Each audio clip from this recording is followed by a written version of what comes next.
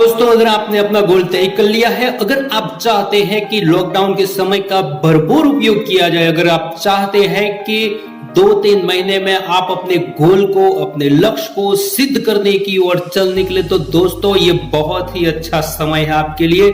अगर आप चाहे वो कर सकते हैं। दोस्तों, मैं अगले वीडियो में बात किया था कि कैसे आईपीएस बने। आईपीएस मतलब कि इंडियन पुलिस सर्विस। दोस्तों, यह एक बहुत बड़ा सपना है हर एक भारतीय युवा के लिए। प्रत्येक भारतीय युवा चाहता है कि उसके पास पावर वाली पोस्ट हो, जिसमें वो बहुत कुछ कर सकता हो। इस प्रकार की पोस्ट उसे चाहिए। तो दोस्तों, अगर आप यूपीएससी यानी कि यूनियन पब्लिक सर्विस कमीशन की एग्जाम की तैयारी कर रहे हैं या करना चाहते हैं, तो दोस्तों अगर आप इस फील्ड में जाना चाहते हैं, तो दोस्तों ये आपके लिए बहुत अच्छा समय है तैयारी करने का। दोस्तों, इसमें आईएएस यानी कि इंडियन एडमिनिस्ट्रेशन सर्विस और आईपीएस यानी इंडियन पुलिस सर्विस सबसे ज्यादा रैंक वाली होती है आईएएस। किंतु कई लोग ऐसे होते हैं जो पावर चाहते हैं और एक ड्रेस कोड चाहते हैं जिससे उसका प्रभाव कुछ विशेष पड़े। तो दोस्तों, कई लोग ऐसे थे जो आईएएस को छोड़कर आईपीएस बन रहे हैं दोस्तों।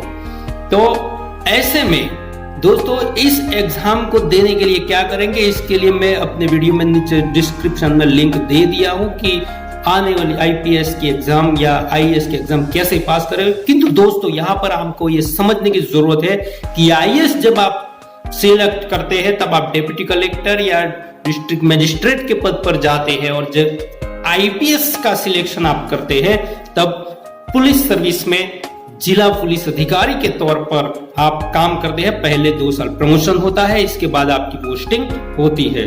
अगर आप में हार्ड वर्क करने और फिजिकल फिटनेस है आपके अंदर, तो आपके लिए आईपीएस की जॉब बहुत ही अच्छी है। चुनाव आपका बहुत अच्छा है। अगर आप चाहते हैं कि आप आईपीएस बनना चाहते हैं, तो दोस्तों आप एक भारतीय नागरिक होने चाहिए, साथ साथ आपके पास ग्रेजुएशन डिग्री होनी चाहिए। अगर आप ग्रेजुएशन के लास्ट ईयर में भी है तो आप ये एग्जाम, आईपीएस की एग्जाम दे सकते हैं।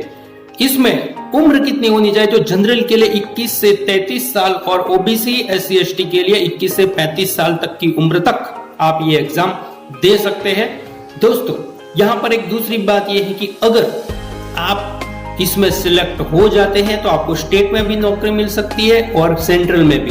तो स्टेट में अगर आपको जॉब मिलती है तो आप डीएसपी के तौर पर काम कर, एएसपी के तौर पर काम कर सकते हैं, और सेंट्रल में अगर आपको जॉब मिलती है तो सीआरपीएफ, बीएसएफ, रो, इंटेलिजेंस ब्यूरो आदि में आपको ये नौकरी मिल सकती है। दोस्तों, इसमें आपकी आंखों का एक तो विजन क्लियर होना चाहिए, साथ साथ फिजिकल फिटनेस होनी चाहिए। किंतु फिजिकल फिटनेस की इतनी ज्यादा, जो लोग ऐसा समझते हैं कि इतनी हाइट बॉडी होगी तभी आईपीएस सिलेक्ट हो जाऊंगा मैं, ऐसा नहीं है दोस्तों। फिजिकल फिटनेस यानी कि इतनी ज्यादा जरूरत नहीं है।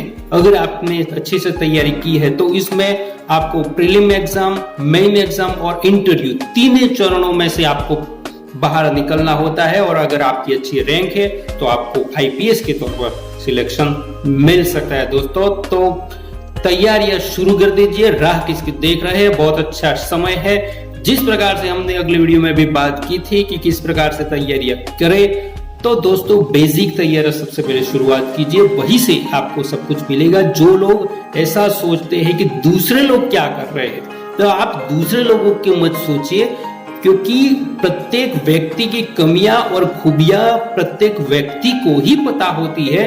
तो आप किस प्रकार से तैयारी करना चाहिए, आपको किस प्रकार से याद रहता है, ऐसा नहीं है। दूसरे लोगों को आप देखेंगे तो कोई 21 घंटे 22 घंटे पढ़ रहा है, और ऐसा ही कुछ लोग 6 घंटे पढ़कर भी आईएएस आईपीएस बन सकते हैं। दोस्तों, तो ऐसा नहीं है, कितने घंटे पढ़ना ये जरूरी नहीं है, किंतु किस प्रकार से पढ़ रहे हैं, किस प्रकार से तैयारी कर रहे हैं, ये आपको बहुत समझना पड़ेगा दोस्तों। इसीलिए खुद को, अपने आप को पूछिए कि आप किस प्रकार से तैयारी करिए। मैं यही कहता हूं कि सुनिए सबकी और करिए मन की। Thank you.